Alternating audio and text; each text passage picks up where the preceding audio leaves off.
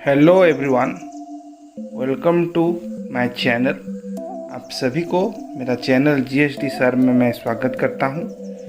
तो इस वीडियो में जो देखेंगे या आने वाला जितना भी अभी कुछ वीडियो है, हम उसमें देखेंगे डिटेल आपका जो डीजीएमएस जो भी कॉम्पिटेंसी एग्ज़ाम करवाती है, आपका माइन ओवरमैन से लेके मैनेजर से लेके जितना भी है, एच पर MA बार, एच पर CMR, हर एक सर्टिफिकेट के बारे में डिटेली हम स्टडी करेंगे। तो आज का वीडियो में हम देखेंगे कि जनरली आपका जो सरदार सर्टिफिकेट, कॉम्पिटेंसी सर्टिफिकेट रहता है, उसका ग्रांट कैसे होगा, आपको कैसे मिलेगा, और उसके लिए एग्ज़ाम देना पड़ता है। तो एग्ज़ाम के लिए सरदार सर्टिफिकेट का आपका क्या क्वालिफिकेशन रहना चाहिए, आपका क्या एक्सपीरियंस रहना चाहिए, टाइप ऑफ एग्जामिनेशन कैसे होगा, कौन सा टाइप का एग्जामिनेशन होगा, कितना मार्क रहेगा, कितना लाने से आप पास होंगे, देन आपका सब जितना भी चीज़ है इसके बारे में डिटेल, उसका सिलेबस क्या होगा, कितना फीस देना पड़ेगा, सब डिटेल बात करेंगे। ऑलरेडी आपका 3 ठो उसके ऊपर 3 सर्टिफिकेट के बारे में मैं बोल चुका हूँ। आपका made certificate, ओवरमैन and foreman certificate. उस वीडियो को आपने अभी तक नहीं देखा है तो देखिए, आई बटन में दिया गया है, उसको आप जाके देख सकते हैं। As well as link description में भी दिया गया है, वहाँ पे भी जाके देख सकते हैं। ओके, तो वीडियो को स्टार्ट करने से पहले आपने अभी तक चैनल को सब्सक्राइब नहीं किया है तो चैनल को सब्सक्राइब कर दीजिए अभी ही, और press the bell icon for the notification. Video अच्छा लगे तो वीडियो को एक लाइक कर देंगे।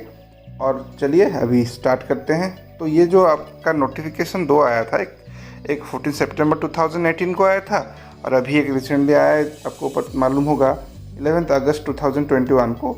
तो इसी को लेके ही बात करेंगे कि क्या क्या चेंजेस हुआ था, और जो भी नया लेटेस्ट के हिसाब से है ये हम बात करेंगे इस वीडियो में। तो देखिए, ये आपका सरदार सर्टिफिकेट के लिए है। तो अभी प्रैक्टिकल एक्सपीरियंस जो कि है रेगुलेशन 17 आपका जो 2 CMR के हिसाब से प्रैक्टिकल एक्सपीरियंस क्या होना चाहिए आपका, और उसका नेचर क्या होना चाहिए। तो 2 टाइप का सरदार सर्टिफिकेट होता है, एक तो सरदार सर्टिफिकेट और एक sirdar certificate restricted open cast only. तो सरदार सर्टिफिकेट के लिए देखिए, आपका क्वालिफिकेशन रहेगा सेकेंडरी स्कूल एग्जामिनेशन और इंटरमीडिएट एग्जामिनेशन और इट्स इक्विवेलेंट रहेगा, या आपने डिप्लोमा डिग्री किया है माइनिंग को छोड़ के अदर कोई सब्जेक्ट में, तो आपका एक्सपीरियंस चाहिए। आपको कितना एक्सपीरियंस चाहिए, देखिए 6 महीना का वर्क एक्सपीरियंस चाहिए टाटा सपोर्टिंग के ऊपर। देन 6 महीना का वर्क एक्सपीरियंस चाहिए, प्रैक्टिकल एक्सपीरियंस कोल माइन में, जो कि बिलो ग्राउंड होगा, डीप लेयरिंग में। देन अनदर फिर से 6 महीना आपका एक्सपीरियंस चाहिए शॉर्ट फायरिंग में, कोल माइन में, वो भी बिलो ग्राउंड में। तो ये ओवरऑल आपको 18 मंथ का एक्सपीरियंस हो गया डिफरेंट कैटेगरी में। प्लस उसको छोड़ के ज़्यादा से ज़्यादा आपको 18 महीना का ये तीनों जो मैं बोला, डीप लेयरिंग, शॉर्ट फायरिंग और टाटा सपोर्टिंग को छोड़ के ज़्यादा से ज़्यादा 18 मंथ तक आपका एक्सपीरियंस चाहिए अदर कैटेगरी वर्किंग में, बिलो ग्राउंड में, ठीक है। देन टोटल एक्सपीरियंस लेकिन आपको चाहिए 3 साल का experience. Total period of practical experience हो गया आपका 3 साल का। तो ये एलिजिबल है, ये लोग फॉर्म भर सकते हैं। देन आपका देखिए, इसमें दिया गया है कुछ नोट, देखिए। तो फेस ऑपरेशन जैसे मान लीजिए डीप लेयरिंग पैनल में आप कर रहे हैं, और एज ए माइनर टिम्बरमैन सपोर्ट मजदूर, और 12 महीना का मान लीजिए उसमें आपने डीप लेयरिंग एरिया में काम किया है, तो उसको बोथ 12 मंथ का कर लिए हैं, तो बोथ 6 महीना का मतलब वो पकड़ा जाएगा कि आपका टाटा सपोर्टिंग में 6 महीना और डीप लेयरिंग में 6 महीना, ठीक है। Then experience in depillaring area में आपने किया है डेवलपमेंट वर्किंग में, जैसे कि टाटा supporting, timbering, roof, bolting operation, तो इसको टाटा सपोर्टिंग या टिम्बरिंग में एक्सपीरियंस माना जाएगा, ठीक है। Then experience is multi skill worker for 18 महीना के आप 18 महीने के लिए 18 मंथ के लिए आप मल्टी स्किल वर्किंग किए हैं long wall development and extraction and short wall में। तो इसको depillaring and timbering and टाटा supporting separately for 6 month each पकड़ा जाएगा, ठीक है। तो मतलब डीप लेयरिंग में 6 महीना, टिम्बरिंग में 6 महीना एंड टाटा सपोर्टिंग में 6 मंथ, ठीक है। तो ये आपका जनरल कुछ था, जनरल इन्फॉर्मेशन। देखते हैं क्या है ये sirdar certificate restricted mines having open cast के लिए क्या है। तो वही आपका क्वालिफिकेशन रहना चाहिए क्या, सीनियर सेकेंडरी स्कूल एग्जामिनेशन और इंटरमीडिएट एग्जामिनेशन और इट्स इक्विवेलेंट उसके साथ आपका डिप्लोमा डिग्री आप किए हैं दूसरा अदर देन माइनिंग को छोड़ के दूसरा कुछ ब्रांच में, तो आपका एक्सपीरियंस देखिए 6 महीना का एक्सपीरियंस आपको चाहिए। ओपन कास्ट हो या बिलो ग्राउंड हो, स्टाटा सपोर्टिंग में, benching and sloping, dressing of site and fencing में, ठीक है। देन आपका नॉट लेस देन 12 मंथ का एक्सपीरियंस चाहिए, 12 महीना का आपका short firing, drilling, blasting, transport and use of explosive में, ठीक है। यह है 12 महीना का, उससे कम नहीं चलेगा। तो ज़्यादा से ज़्यादा आपका 18 महीना तक इसको, ये दोनों को छोड़ के, जितना मैं बात किया दोनों 1 और 2 को छोड़ के, आपको ज़्यादा से ज़्यादा 18 महीना तक एक्सपीरियंस बिलो ग्राउंड हो या ओपन कास्ट वर्किंग में आपको चाहिए। देन टोटल एक्सपीरियंस आपका होना चाहिए 3 साल का, 3 इयर्स का टोटल एक्सपीरियंस आपका होना चाहिए। ओके, देन देखते हैं नेक्स्ट। देखिए जो आपका होगा ओपन कास्ट के लिए, चलिए पहले देखते हैं। बिलो ग्राउंड के लिए 1000 टन से कम नहीं होना चाहिए आपका जो एक्सपीरियंस, तो वैलिड माना जाएगा। और आपका 10,000 क्यूबिक मीटर पर मंथ से material handling open cast restricted के लिए कम नहीं होना चाहिए। बाय द वे, जो भी मान लीजिए इससे कम है तो उसके लिए जो बोर्ड डिसाइड करेगा, अप्रूव करेगा, तो अलग बात है। लेकिन ये एक स्टैंडर्ड है जो 1.2 में मैं बोला, 1000 ton for not less than 1000 ton for below ground and 10,000 cubic metre material handling not less than for open cast working, ठीक है। देन प्रैक्टिकल एक्सपीरियंस आपका देखिए, period of less than 1 week, मतलब रेगुलरली आपने 1 वीक तक नहीं किया काम है तो उसको वैलिड नहीं माना जाएगा, कंसिडर नहीं किया जाएगा। देन जो भी आप सर्टिफिकेट डिपॉजिट कर रहे हैं प्रैक्टिकल एक्सपीरियंस में, उसमें प्रिसाइजली लिखा होगा कि उस माइंस का कैपेसिटी क्या है, कैंडिडेट कहाँ पे काम किया, कौन कौन सा एरिया में, नेचर ऑफ क्या काम किया है, कब से स्टार्ट किया है, उसका एक्सपीरियंस कब तक चल रहा है या कब तक ख़त्म हो गया था, तो उसके बारे में डिटेल। और सर्टिफिकेट में कोई भी प्रैक्टिकल एक्सपीरियंस सर्टिफिकेट कंसिडर नहीं किया जाएगा अनलेस उसमें माइंस मैनेजर का साइन नहीं होगा, ठीक है। तो ये एक बार आपको देखना है कि उसमें किसका साइन है। Certificate experience must be prescribe form, जो भी मतलब DGMS का प्रेस्क्राइब फॉर्म है उसका वेबसाइट में मिल जाएगा। उस प्रेस्क्राइब फॉर्म में टाइम टू टाइम वो चेंज होता रहता है, तो उस हिसाब से आपको वहाँ पे प्रेस्क्राइब फॉर्म में साइन एंड डेटेड मैनेजर का एंड सील चाहिए, सील ऑफ उसका ऑफिस का। लेकिन इसको माइंस मैनेजर को छोड़ के आप दूसरा मान लीजिए production manager, ventilation officer, senior manager, safety officer, इसका वैलिड नहीं है, उसको कंसिडर नहीं करेंगे, ठीक है। देन उसमें फिर ये डिटेल कैपेसिटी, नेचर, वार डन, प्लेस, कहाँ पे काम किया है, ये सब लिखा होगा। आपका साइन भी रहता है वहाँ पे एक स्पेसिफिक प्लेस में, तो साइन भी आपको देखना है और वहाँ पे साइन करना है। Then practical experience gain outside the duty hour not acceptable, तो जो ड्यूटी आवर के बाहर जो आपका प्रैक्टिकल एक्सपीरियंस उसको एक्सेप्ट नहीं किया जाएगा। देन आते हैं टाइप ऑफ एग्जामिनेशन। आपका जो एग्जामिनेशन होगा वो कंप्यूटर बेस्ड टेस्ट होगा। ये पहले ओरल होता था, तो अभी CBT होगा, कंप्यूटर बेस्ड टेस्ट इस साल से।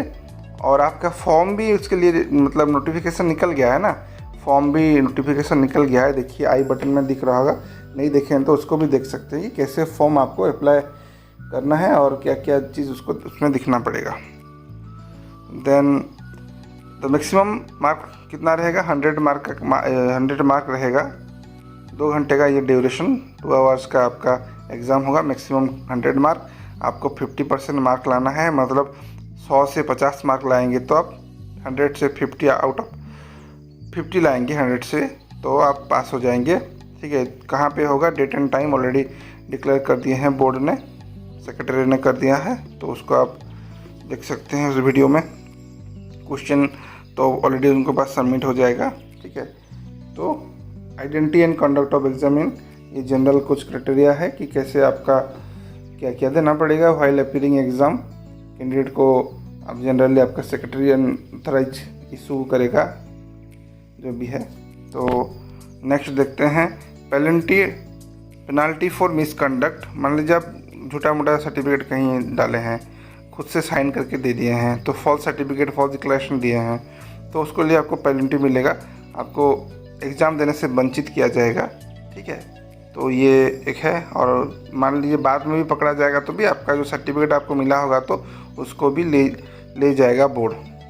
देन रिजल्ट डिक्लेरेशन, जब फिक्स डेट फिक्स करेगा सेक्रेटरी बोर्ड का तो उस हिसाब से होगा। फ्रीक्वेंसी जो भी बोर्ड डिस्क्राइब करेगा उस हिसाब से फ्रीक्वेंसी का एग्ज़ाम होगा। ठीक है, ये ओरिजिनल सर्टिफिकेट आपको जो जब भी चाहिए ओरिजिनल सर्टिफिकेट आपको देना है, जब भी बोर्ड को चाहिए। पहले तो अभी ऑनलाइन के लिए आपको स्कैन सर्टिफिकेट, हर एक ओरिजिनल सर्टिफिकेट का स्कैन कॉपी आपको देना है वहाँ पे, एंड प्रैक्टिकल एक्सपीरियंस का भी स्कैन कॉपी, एज का भी स्कैन कॉपी, और फीस का भी, प्रेस्क्राइब फीस का भी स्कैन कॉपी आपको देना है। ठीक है, ये जनरल रूल्स है कुछ सीबीटी के लिए कि ऑलरेडी इसके पहला वाला वीडियो में तो मैं सब चीज़ के बारे में डिटेल बोल दिया था, तो अभी नहीं, जस्ट खाली बोल दे रहा हूँ। सीबीटी एक बार स्टार्ट हो गया तो सीबीटी में आप नहीं जा सकते हैं, अटेंड नहीं कर सकते हैं। ठीक है, कोई बुक नोट पेपर लेके नहीं जा सकते हैं। आपका रोल नंबर आईडी वहाँ पे एक रजिस्टर होगा, वहाँ पे आपको नोट करना है। तो कुछ डाउट है तो अपना सीट में खड़ा होकर एग्जामिनर को पूछना है। कोई कैंडिडेट किसके साथ भी बात नहीं करना है। ठीक है, देन इस सारा चीज़ है आपका। एंड ये तो मल्टीपल चॉइस क्वेश्चन होगा आपका, ऑप्शन वाला 4 ऑप्शन दिया जाएगा, उसमें से एक सटीक आंसर होगा, उसको आपको टिक करना है। देन आते हैं जो मेन पॉइंट है आपका सिलेबस क्या रहेगा एंड फीस फॉर एग्जामिनेशन। तो सरदार सर्टिफिकेट का सिलेबस एनेक्सर 1 में दिया गया है, और आपका जो रेस्ट्रिक्टेड सर्टिफिकेट है सरदार का ओपन कास्ट के लिए उस एनेक्सर 2 में दिया गया है। और आप इसके लिए आपको 400 रुपीज़ पे करना पड़ेगा भारत कोर्स वेबसाइट में, वहाँ पे जाके आपको 400 रुपया पे करना पड़ेगा। ठीक है, तो इसको आप वहाँ पे जाके पे करेंगे। देन देखते हैं, देखिए सिलेबस आ गया आपका। तो एनेक्सर 1 में जो सरदार सर्टिफिकेट के लिए एज पर CMR 2017 वो है क्या है आपका मेथड ऑफ एग्जामिनेशन। फर्स्ट देखिए, method of examining roof and side of working place and roadway. तो कौन सा मेथड यूज होता है आपका रूफ एंड साइड का काम करने के लिए, रोडवे या वर्किंग प्लेस का। देन सेकंड है मेथड ऑफ टिम्बरिंग का method, support roof bolting, anchor testing, withdrawal of support. Then preliminary idea about the salvage and longwall face equipment. Longwall face के बारे में जनरली आपको पढ़ाई करना है। Then safety issue regarding stowing operation के बारे में। देन आपका वर्किंग नियर वाटर बॉडीज के बारे में। देन सम का एग्जामाइन के लिए। Then shot firing and transport and use of explosive में पढ़ना है, उसमें shot firing and transport and use of explosive. Then ventilation and mine gases के बारे में आपको स्टडी करना है। Safety issue in open cast working over develop pillar. Then working at height, manual handling इसके बारे में। Heavy material, marching of heavy machinery. Then preliminary idea about the reclamation operation in open cast working के बारे में। Then preliminary understanding about safety management के बारे में। Then provision of CMR 2017 rules bye law made under the mines act relating to the safety person of employ, उसके बारे में safety person के लिए। एंड ड्यूटीज आपका सरदार का शॉर्ट फायर का ड्यूटी पर्टिकुलरली पढ़ना है आपको। रिपोर्ट राइटिंग ऑफ रिपोर्ट्स आपको पढ़ना है, ये आपका हो गया। देन एनेक्सर 2 में सिलेबस 4 सरदार कॉम्पिटेंसी रेस्ट्रिक्टेड के लिए देखिए method of examination high wall and side working place and haul road का आपको पढ़ना है। Then method of examining overburden and spoil dump, shot firing and transport use of explosive इसको पढ़ना है। Then safety issue open cast working के लिए safety क्या क्या इशू है। देन वर्किंग हाइट कितना, manual handling of heavy material और marching of heavy machinery. Then preliminary idea about the reclamation कैसे किया जाता है ओपन कास्ट में। Then preliminary understanding about safety management plan क्या है। Then provision of coal mines regulation 2017 और आपका bye law made under the mines act 1952 उसके बारे में पढ़ना है। सरदार का ड्यूटी एंड शॉर्ट फायरर का particularly duty and report writing के बारे में पढ़ना है। तो ठीक है, सो इस वीडियो में आज के लिए इतना ही था। और वीडियो अच्छा लगा तो वीडियो को एक लाइक कर दीजिए, और चैनल को सब्सक्राइब नहीं किया है अभी तक तो चैनल को सब्सक्राइब कर दीजिए, और press the bell icon for notification. और इसका PDF मैं डाल दूंगा मेरा टेलीग्राम चैनल पे, और अगला तीनों का भी मैं डाल दूंगा। तो अभी तक उस टेलीग्राम चैनल को ज्वाइन नहीं किया है तो उसको भी जाके ज्वाइन कर सकते हैं, लिंक डिस्क्रिप्शन में है। तो मिलते हैं नेक्स्ट वीडियो में। Thank you.